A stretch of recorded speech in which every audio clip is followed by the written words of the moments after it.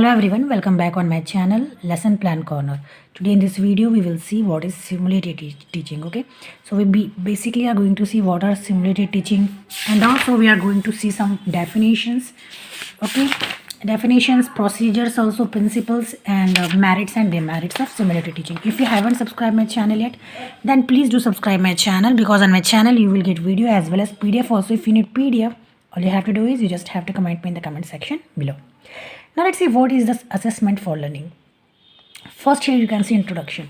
So basically simulation is a kind of technique, okay, that is used for the modification of behavior of a teacher, and it has been developed by Cruikshank in 1968.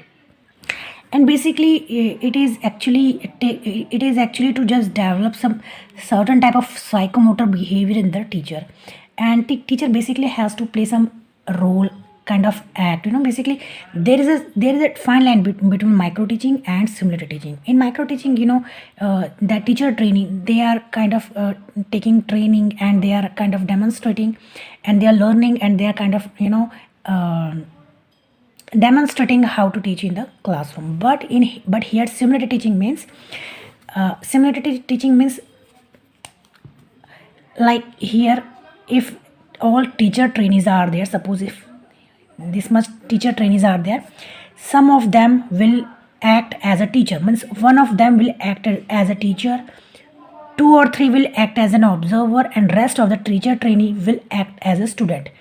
Means reality will not be there, everyone will try to take some roles. So it is kind of, we can say it is basically an act or role that is played by teacher training. So the word simulation is basically derived from the word simulate, and that means to reproduce certain condition by means of models. Here you can see for study or training purpose, like for example to stimulate flight using a model, means basically simulated means to copy. Okay, so if we have to teach to the classroom, we are just trying to copy that, we are trying to make that environment in the classroom. Okay, so that is known as simulated teaching. Here you can see simulation is also used when a real system, means if we cannot show this real system, then we can use it, simulation. Okay, here you can see sometimes it is not, it is means simulation is also used when a real system cannot be engaged, because it may be accessible, it may not be accessible, or sometimes it is dangerous also, or unacceptable also.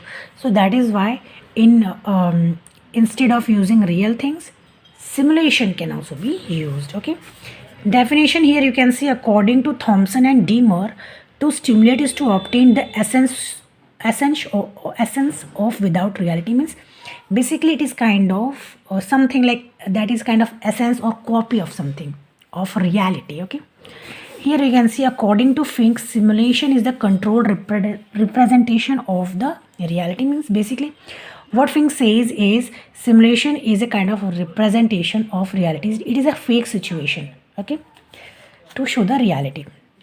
According to Gyutskov, simulation is an operating representation of controlled features of reality. So what Gyutskov said, that it is a controlled representation that has been operated by teachers or teacher training.